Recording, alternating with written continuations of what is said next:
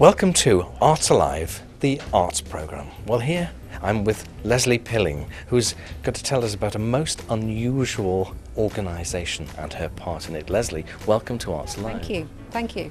Circle G Foundation. What is it about? We started the Circle G Foundation in 2010 and it was primarily to save Elvis's ranch in Horn Lake, Mississippi. It was for sale. It was literally rotting by the roadside. This isn't Graceland. No, this is so his ranch. What's the ranch? He owned the ranch in 1967 and he spent his honeymoon there. And it was a place that Elvis used to escape from the pressures of being Elvis Presley. So it's sort of a holiday home. Yes, yeah. We don't hear about this place though, do No, we? it was a very private place for Elvis. And consequently, there are very few photographs of Elvis there. Obviously, the family have photographs. The archives have photographs, but in the general world, there are very few about of Elvis there. And he loved the place. He could ride his horses, he could relax, he could go out to think, because he was approaching a crossroads in his career. He was a newly married man, he was an expectant father, a lot of changes, and he loved the ranch. So what's your connection with the ranch? How did you find out about it? Well, I've been an Elvis fan since I was 7, a long time ago.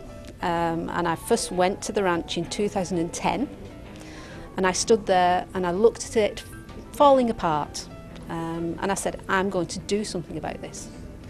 So we came home and I started initially a Facebook campaign and within days we had thousands of supporters on Facebook. And over the last 4.5 years it's gone worldwide and we have ambassadors in 15 countries. We have 50 team members, and in 2013 we were approached by some individuals in Destin in Florida who wanted to buy the ranch.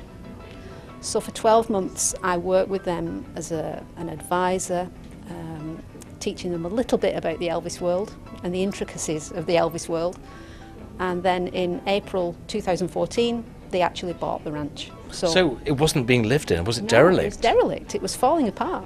You know, they had squatters in there at one point. So, you know, we had to do something about it. Because as Elvis fans, we realise it should be saved. And it has been, so that's great. So what was the history of it originally? Did Elvis have it built? No, Elvis was actually out on a horse buying expedition in 1967. And at the ranch there's a 75-foot cross that's illuminated, which was put there by the previous owner. The cross drew Elvis's attention. Of course, he was a very, very devout man, wasn't he? From his boyhood. Yes, yeah. And he saw the cross, he stopped, and then he saw a for sale sign. And Elvis saw this as some sort of a sign. A sign? Literally. And he bought it practically on the spot. This is what this check is you've That's got. right. You've got a very special artefact here. I have. It's the pride of my collection. It's the original check from Elvis's personal checking account that he wrote for the deposit on the ranch for $5,000 in 1967.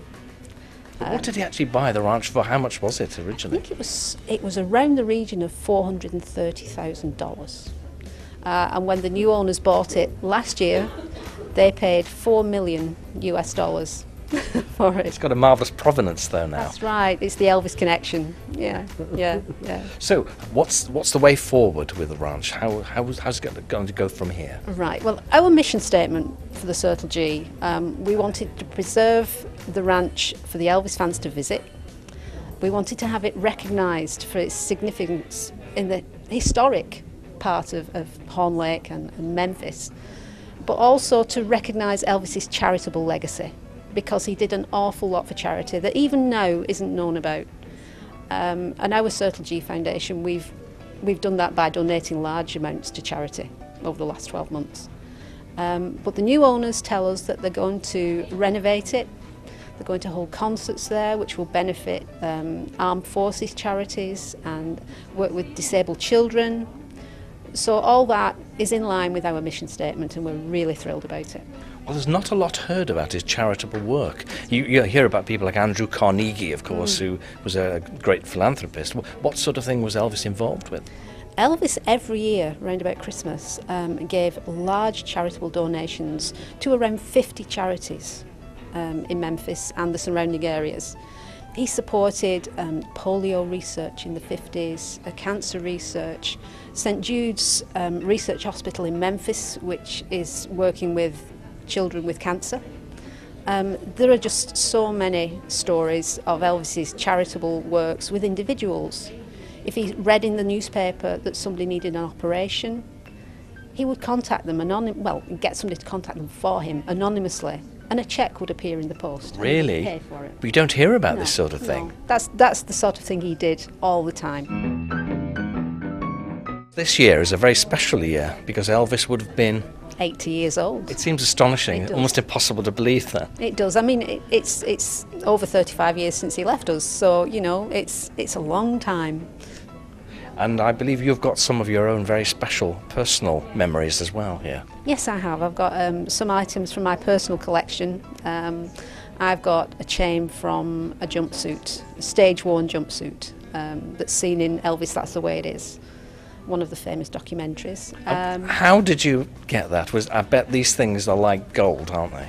You keep your eyes open. You look at auctions online. If I've been in Memphis, I've bought things in Memphis at auctions. But you've got to be careful. You know, you've got to have the correct authenticity behind them, because there's a lot of things out there that aren't genuine, but these things are. And you're going to, later on this evening, you'll be auctioning a very, very special item. Yes, we have an autograph that Elvis signed 1 week before he passed away. Normally when he signed autographs, he signed them Best Wishes Elvis Presley or Sincerely Elvis Presley. On this occasion, a friend of mine asked him to sign an autograph to use on the front of a fan club magazine. And he said, well, what shall I put? And she said, well, it's for the fans. So he literally signed it, to my fans, Elvis Presley. So that's very, very rare then. It's very rare. It's very rare, yeah.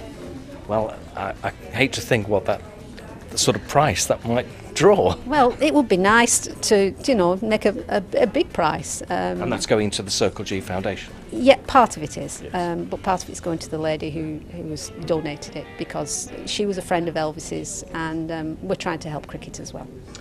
Well, thank you, Leslie, for that fascinating insight into the real person behind the man. Thank you, that was a pleasure. It's nice to be able to talk about him in that way.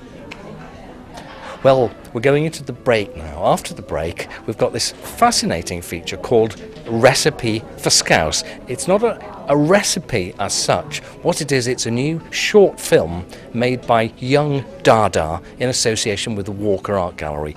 Very much looking forward to that.